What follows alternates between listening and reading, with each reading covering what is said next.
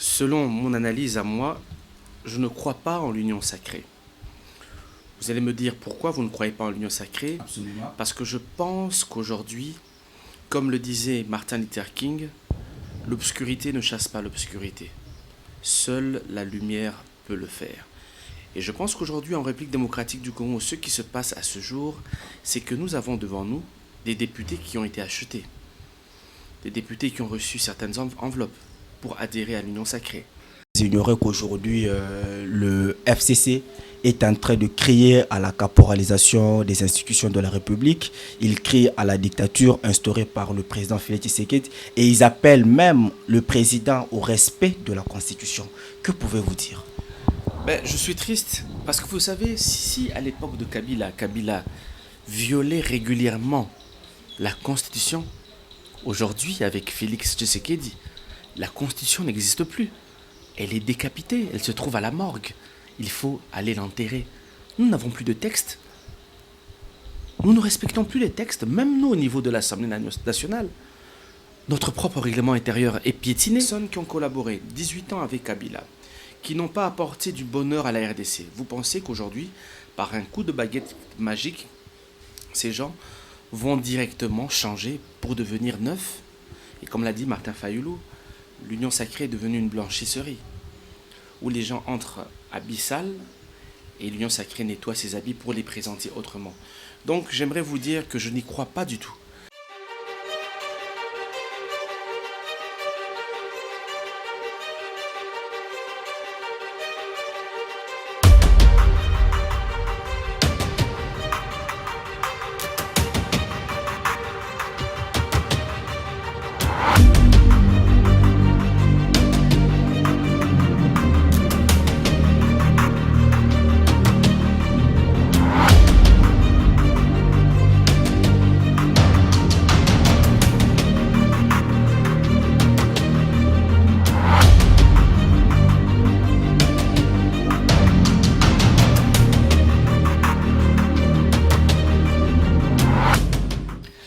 Merci, très chers téléspectateurs.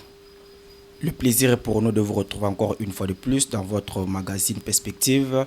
Le réel plaisir pour nous est surtout de recevoir en ce jour l'honorable Ndombasi, qui est l'un des députés membres de la coalition Lamoka. Avec lui, nous allons parler de l'actualité politique de l'heure, mais aussi nous allons parler de ses réalisations en tant que député élu déjà.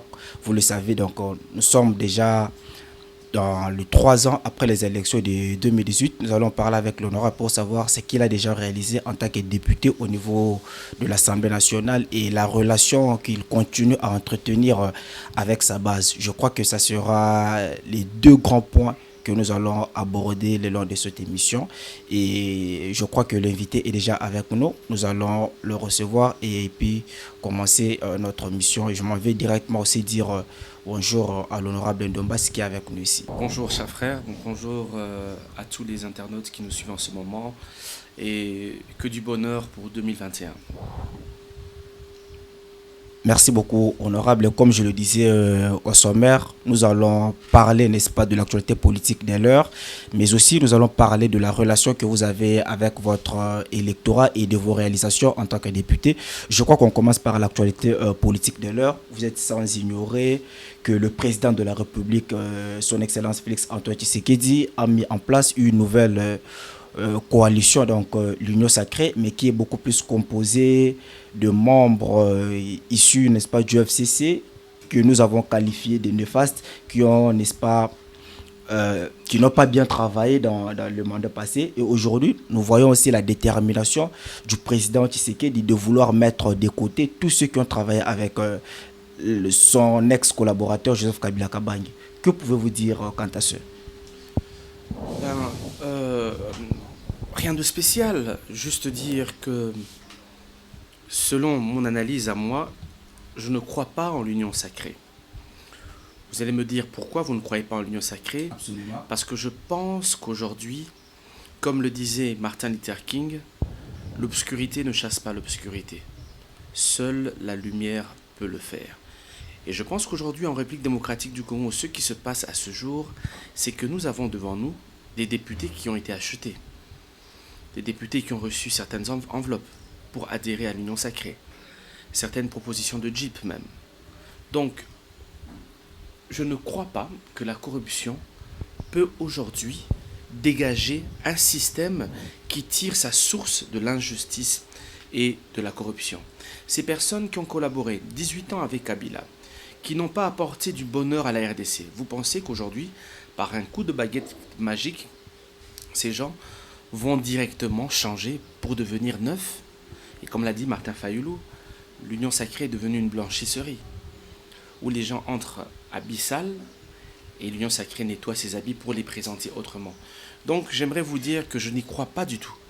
Et nous, pour nous, la lumière dont la RDC a besoin, c'est un dialogue inclusif capable de regrouper en son sein des Congolais qui discuteront sur des réformes. Réforme sur la loi électorale, réforme sur la CENI, réforme sur la Cour constitutionnelle, réforme sur la police et l'armée, réforme pour combattre la corruption et réforme pour la justice et les droits de l'homme. Honorable, en parlant de réformes, aujourd'hui, vous avez évoqué que l'Union sacrée, bien que vous ne croyez pas, mais quand vous parlez de réforme, nous voyons que les Jeux 13, qui aujourd'hui est membre de l'Union sacrée, ont proposé ces réformes-là. Ne vont-ils s'atteler là-dessus, bien que membre de l'Union sacrée? Parce que vous avez besoin de réformes aussi. Mais nous l'espérons, c'est notre souhait. Nous espérons des réformes qui ne vont pas satisfaire le besoin d'une certaine partie.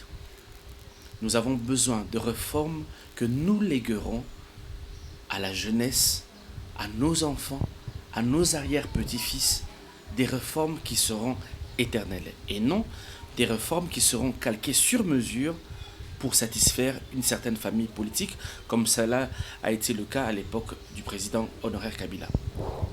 Honorable, vous êtes sans ignorer qu'aujourd'hui, le FCC est en train de crier à la caporalisation des institutions de la République. Ils crient à la dictature instaurée par le président Félix Tshisekedi et ils appellent même le président au respect de la Constitution. Que pouvez-vous dire?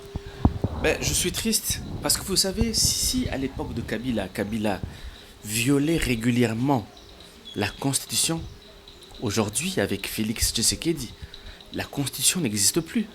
Elle est décapitée, elle se trouve à la morgue. Il faut aller l'enterrer. Nous n'avons plus de texte. Nous ne respectons plus les textes, même nous au niveau de l'Assemblée nationale. Notre propre règlement intérieur est piétiné. Bref, c'est ce que je venais de vous dire, que nous avons besoin de grandes réformes qui nous aideront à avancer sur le plan, bien sûr, du développement économique. J'aimerais dire ceci aussi. Vous savez, j'aime bien cette locution populaire qui dit ceci. Les chiens ne mettent pas au monde des chats. La médiocrité n'engendre pas l'excellence, cher ami. Des gens qui ont été médiocres durant 18 ans ne peuvent pas devenir excellents parce qu'ils ont intégré l'Union sacrée. Et le malheur de ce pays, c'est que chaque régime qui arrive prend le pouvoir, s'accapare du pouvoir d'une manière à ne point respecter même l'homme congolais. Nous ne respectons pas nos premiers textes, nos textes sacrés, la Constitution. Nous la piétinons, nous la giflons, nous la violons, nous la décapitons. C'est ce qui se passe malheureusement en République démocratique du Congo. Triste. Honorable, pour rester d'abord dans l'actualité de l'heure, pour en finir et parler de votre électorat, mais aussi de vos relations avec la base, je crois qu'on va prendre les deux dernières questions en ce qui concerne les actualités politiques. Vous êtes sans ignorer qu'il y a une pétition qui a été initiée contre le président du Sénat, Alexis Thambou Mwamba. Et c'est toujours ceux qui se disent de l'Union sacrée qui sont à la base de cette pétition.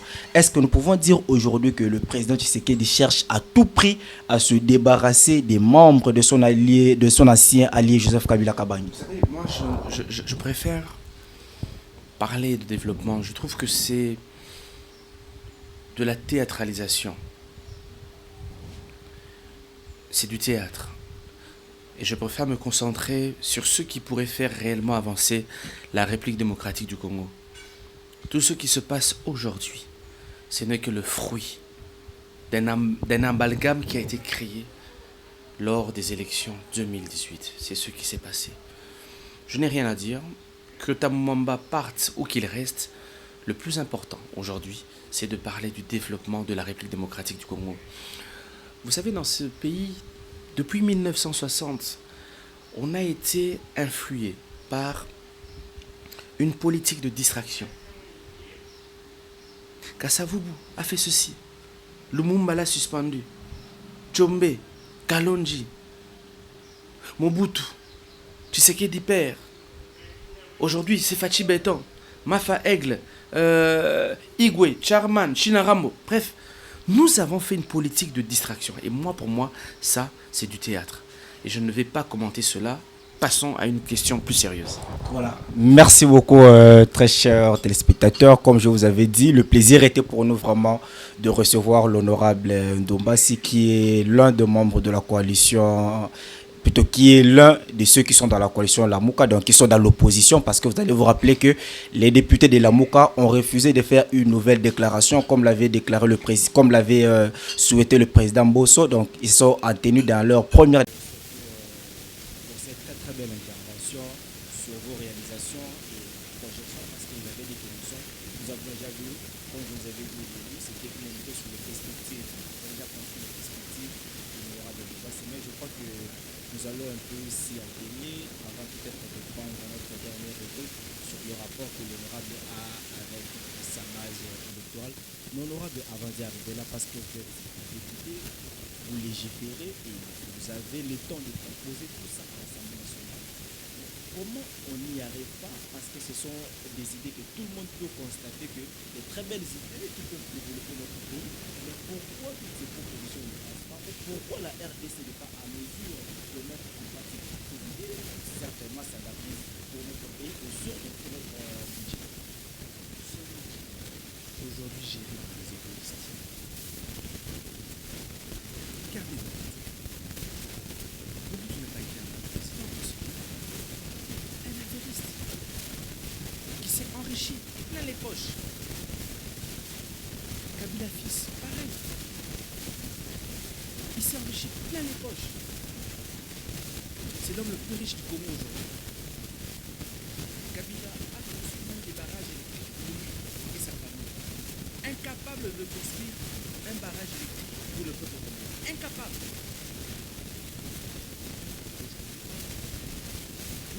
Certes électrique de 15%. C'est pour dire qu'il y a 80 millions de Congolais qui sont dans le monde. La desserte en eau potable atteint que 30%. Donc 66 millions de Congolais n'ont pas d'eau, n'ont pas accès à l'eau. Mais ils le savent, ils sont au courant. Mais qu'est-ce qu'ils font? Ils sont riches. Ils viennent leurs affaires. C'est pareil par rapport à l'armée congolaise. Vous avez des affairistes. Ce sont des gens qui ne protègent pas le pays. Au contraire, ils ont vendu le pays. Des généraux qui se construisent des immeubles. Des généraux qui ont des ranches, des fermes. Où ont-ils eu cet argent? Où ont-ils eu ce magot pour avoir autant de richesses? Ils ont bien sûr travaillé. Aujourd'hui, nous avons des personnes qui ont fait nous, la République démocratique, les meilleures personnes, les meilleurs des Congolais, à la tête de nos institutions, qui vont éviter de nous parler matin, midi, soir de nos secrets, mais qui vont parler du développement de la République démocratique du Congo. Alors là, nous aurons une perspective. Merci beaucoup, très chers téléspectateurs. Nous arrivons pratiquement à la fin de notre émission, Magazine Perspective. Mais avant d'arriver là, honorable, nous allons cette fois-ci parler de la relation que vous avez avec votre électorat. Est-ce que vous leur rendez visite, vous êtes à l'écoute de leurs cris, ou vous attendez seulement, comme nous en avons l'habitude, vous attendez la propagande pour faire des descentes de terrain, pour assister, pour se rendre compte de la misère de ces Congolais-là seulement pendant la période électorale, ou vous avez quand même le temps d'écouter le cri d'alarme de votre base? Il y a quelques jours, j'étais sur terrain. Je suis allé, bien sûr, vers le pont Bongolo, voir l'état des routes. Scandale total. Je suis allé à la chaussée de Kimwenza. Vous avez vu mon courrier que j'ai adressé pour demander la réhabilitation de la chaussée de Kimwenza. Vous avez vu aujourd'hui, je suis allé à Elenguessa aussi pour voir pourquoi il y a arrêt des travaux. Ils ont commencé à réhabiliter la route, mais malheureusement, arrêt des travaux. Donc nous descendons tous les jours voir ce qui se passe, comment réhabiliter ce pays, comment organiser cette nation. Nous sommes aussi sur le dossier Zandu. Vous avez appris aujourd'hui que le marché Zandu vient de fermer. Nous avons même une descente que nous devons effectuer au grand marché central pour comprendre pourquoi le gouverneur a pris cette décision peu courtoise. Vous avez plus de 50 000 personnes qui vivent grâce à ce marché-là. Quand vous prenez seulement qu'une seule personne dans notre pays prend en charge peut-être 10 personnes, c'est-à-dire que c'est plus de 500 000 personnes qui vont mourir de faim. Est-ce qu'on a pensé à eux? Quand on est dirigeant, on doit penser à la population et non penser à ses propres intérêts. Le malheur de ce pays, c'est que nous avons eu des affairistes gouverneurs, des affairistes premiers ministres, des affairistes présidents de la République. Vous allez avoir Kabila et dans toutes les parts des grandes sociétés du pays. Quelle honte, quelle petitesse. Il nous faudrait aujourd'hui avoir des autorités comparables à Thomas Sankara. Thomas Sankara arrive au pouvoir et il dit ceci à ses ministres. Il nous faudra faire un choix. De l'eau potable pour tous ou du champagne pour une certaine catégorie. Ici dans ce pays, le matin, il y a certains qui prennent leur petit déjeuner accompagné de champagne. Mais dans nos maisons, il n'y a plus d'eau. Il n'y a pas d'électricité. Je le dis encore une fois de plus, qu'il faut changer le modèle politique en République démocratique du Congo. Ce modèle que nous exploitons est obsolète. Il est périmé. Et c'est pour ça que je demande aux jeunes de ne pas lâcher le Congo. Nous venons de créer une grosse structure avec des amis qui sont aux États-Unis, en France, en Belgique. Cette structure s'appelle « On ne lâche pas le Congo ». Et je demande aux jeunes de ne pas lâcher le Congo. Et cette structure a pour objectif de penser politique autrement. Sans oublier que je suis de l'ECD, l'engagement citoyen pour le développement du président élu Martin Fayulu. Et je demanderai aussi aux jeunes d'adhérer à l'ECD. Nous avons nos bureaux en face du Stade des Martyrs. Venez nombreux adhérer, bien sûr, à l'ECD. Et n'oubliez pas, on ne lâche pas le Congo aujourd'hui. C'est juste une autre vision de comment faire de la politique, réfléchir sur le plan scientifique d'une nouvelle politique en République démocratique du Congo. Merci beaucoup. Honorable, pour finir, on peut dire que votre base est fière de vous, peut encore vous réélire pour faire le travail d'un député. Il faut aller certainement pas le travail d'un député comme nous en avons plus dans notre conception, aller distribuer de l'argent, donner des pannes ou encore acheter des câbles de courant, non, pas dans ce sens-là, mais faire un travail de député avec des lois, des propositions légiférées, proposées comme vous êtes en train de le faire. Cher ami, tout à fait. Mais l'objectif, il faut aller encore plus loin. Je pense que moi, Ndomassi, je suis appelé aujourd'hui à changer les choses. Mon souhait à moi, pour 2023 peut-être, s'il y aura élection, c'est d'aller au gouvernorat de Kinshasa. S'il y aura élection. C'est-à-dire devenir gouverneur de la ville de Kinshasa pour réellement changer ce pays. Non, pour réellement changer la ville de Kinshasa. Et pourquoi pas, 2023, 10 ans après, nous présenterons notre candidature, pourquoi pas comme président de la République. Merci beaucoup. Merci à toute votre grande équipe. Plein de bonnes choses et à très bientôt. Au revoir.